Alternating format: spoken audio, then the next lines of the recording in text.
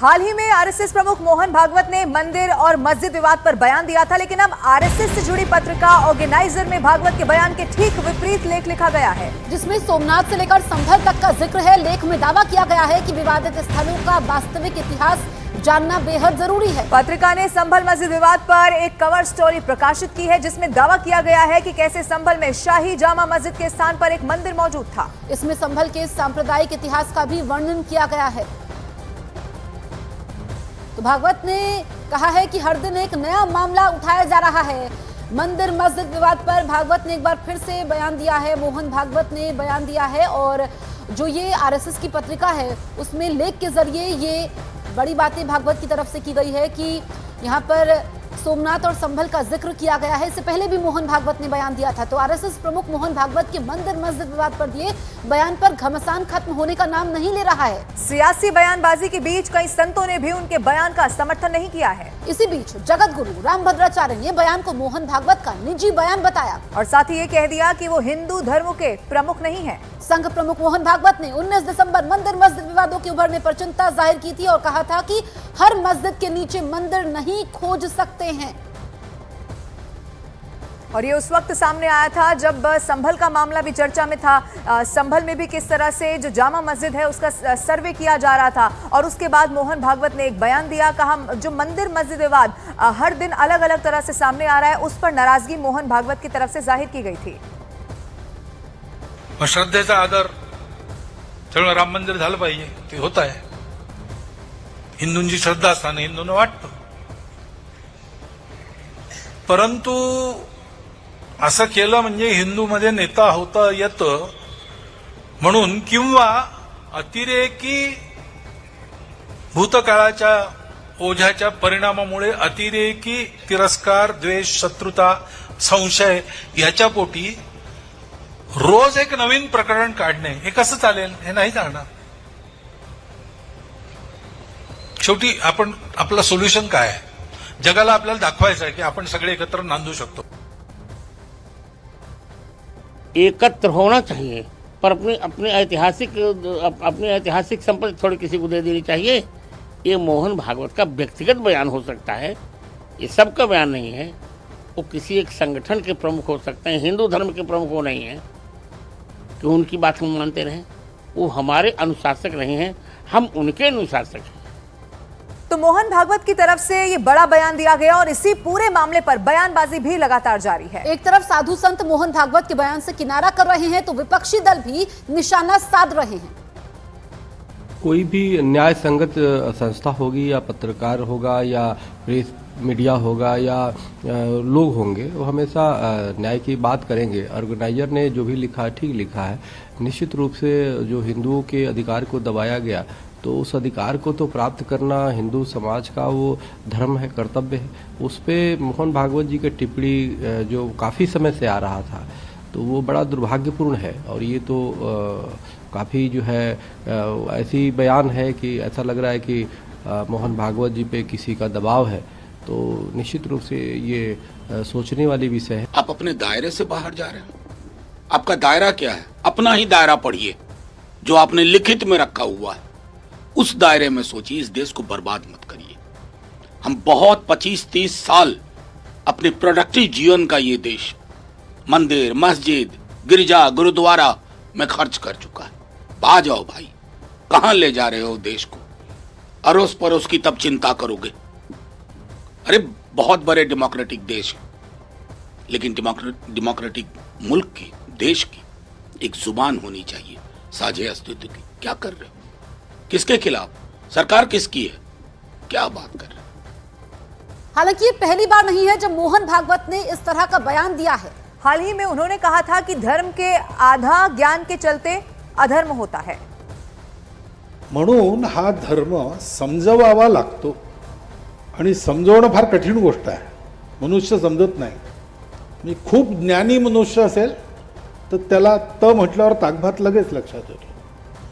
फार अज्ञानी माणूस असेल तर सांगणारा ज्ञानी आहे त्याला माहीत असतं म्हणून त्याचं तो लगेच ऐकतो। धर्म हा समजावा लागतो, तो नीट नाही समजला तर त्या धर्माच्या अर्धवट ज्ञानाने अधर्म होतो।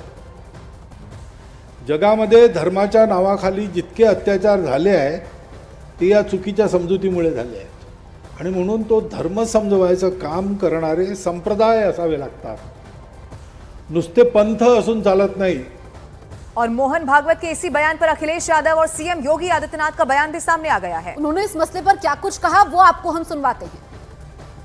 उसमें कुछ नहीं कहना, मैंने पहले भी कहा है, अगर उनको लगता है, क्योंकि वो विचारधारा भारतीय जनता पार्टी की अंडरग्राउंड विचारधारा है, भारतीय जनता पार्टी के लिए वो विचारधारा अंडरग्राउंड काम करती है, सुरंग खोद करके काम करती है। तो वो जो आज बात कही जा रही है, कम से कम उन्हें भारतीय जनता पार्टी के लोगों को समझाना चाहिए। अगर वो एक फोन भी कर दें मुख्यमंत्री जी को तो कोई भी सर्वे और कोई भी ऐसा विवाद नहीं होगा। अखिलेश जी, लेकिन हर जगह राजनीतिक लाभ लेना चाहते हैं। ये तमाम स्टेटमेंट इसलिए आ रहे हैं कि वो राजनीतिक लाभ लेना चाहते हैं कि अगर विश्व मानवता को बचाना है तो उसका एक ही मार्ग है, वह है सनातन धर्म का सम्मान करो। सनातन धर्म सुरक्षित है तो दुनिया में सब कोई सुरक्षित है। हजारों वर्ष पहले हमारे ऋषियों ने हमें एक ही प्रेरणा दी, अयम निज परोवेति का संदेश दिया है। अयम निज परोवेति गणना लघु चेतसाम उदार चरितानाम तो सुभेव कुटुंब। और याद करिए, दुनिया के अंदर अकेले सनातन धर्म है जिसने दुनिया की हर जाति, हर मत, हर मजहब, हर संप्रदाय के लोगों को उसकी विपत्ति के समय शरण देकर के संरक्षण दिया है, उसे फलने फूलने का एक अवसर दिया है। लेकिन क्या दुनिया के अंदर ऐसे ही हिंदुओं के साथ भी हो रहा है क्या? वहीं दूसरी ओर संत समाज ने कहा कि जितने भी मंदिरों को तोड़कर मस्जिद बनाई गई है उन्हें मुक्त करना है।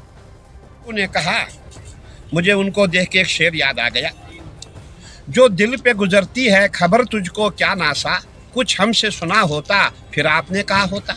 कहने का तात्पर्य है कि जब हम देखते हैं हमारे मंदिर को मस्जिद बनाया गया है, हमारे दिल पे क्या बीतती है हम जानते हैं। हमें ऐसा लगता है इस पूरे जो ये ढांचा बनाया गया इसको हम राम मंदिर की तरह उखाड़ दें। याद है ना आपको राम मंदिर का जो ढांचा था, जब हमारे बड़े बड़े योद्धा उसके ऊपर चढ़े तोड़ दिया गया था। ऐसा प्रतीत होता है, ऐसा लग रहा है कि हमारे जितने सनातनी सभी हिंदू में अब ऐसा जज्बा आ गया है कि अब किसी भी हम मंदिर को मस्जिद नहीं बनने देंगे, और जो मस्जिद बनी है मंदिरों की उसको भी हम जो है मस्जिद से मुक्त करके मंदिर बनाएंगे। देखिए, वो हमारे बड़े हैं और बड़ों की बात पर हम लोगों को राइट्स नहीं। हमारे संस्कार, हमारा कल्चर ये है कि हम लोग उनके किसी भी बयान पर हम टिप्पणी नहीं कर सकते, और मैं स्वयं, मेरे लिए वो आदरणीय है तो मैं इसलिए उनके बयान पर टिप्पणी नहीं करूंगा। परंतु अगर आप पर्सनली मुझसे ये पूछेंगे तो मुझे लगता है कि जब तक मथुरा में मंदिर न बन जाए, जब तक काशी में मंदिर न बन जाए, जब तक सनातन बोर्ड नहीं बन जाए, तब तक हम किसी भी सनातनी को मौन नहीं रहना चाहिए। हम लोग मौन थे तो पाकिस्तान बन गया, हम लोग मौन थे तो बांग्लादेश बन गया, अब और मौन रहेंगे तो इस हिंदुस्तान के भी टुकड़े होंगे। तो इसलिए मौन तो नहीं रहना है। और इसी बीच आरएसएस पत्रिका में लेख पर वृंदा करात और वीएचपी के विनोद बंसल का बयान भी सामने आ गया है। उन्होंने इस मसले पर क्या कुछ कहा है वो हम आपको सुनवाते हैं। सच्चाई तो ये है, ये दोनों बयानों से स्पष्ट होता है कि सिर्फ दोहरी नीति नहीं, आरएसएस का अर्थ ही राष्ट्रीय सर्वनाश समिति है और ये हर चीज़ पर सर्वनाश करता है। बताइए, मोहन भागवत जी कह रहे हैं कि ये सब विवाद मत खड़ा करो मंदिर मस्जिद का, और आरएसएस के ऑर्गेनाइज़र जो उनका ऑफिशियल ऑर्गन है, जो भागवत जी के नेतृत्व में ये तमाम चीज़ें चलते हैं, वो उसका बिल्कुल उल्टा कह रहे हैं, जो सुप्रीम कोर्ट की समझ का भी बिल्कुल विपरीत है। ये आपकी और हमारी बात नहीं है, ये सुप्रीम कोर्ट ने कहा कि इतिहास ठीक करने के नाम पर, आज की अतीत के नाम पर मौजूदा परिस्थिति हमारे देश को बिगाड़ो मत। ये सुप्रीम कोर्ट की समझ है। एक कानून है 1991 की, उस सब के धज्जे उड़ाकर ये लोग ये सब कर रहे हैं। राष्ट्रीय सर्वनाश समिति इक्वल्स आरएसएस। संतों और श्रेष्ठ लोगों और पूजनीय सरसंघ चालक जी की बात पर, उनके बयान पर कोई हम प्रतिक्रिया नहीं देते। वो हम इतनी सामर्थ्य शक्ति मेरे अंदर नहीं है कि मैं उनकी बात पर कोई प्रतिक्रिया दे सकूं।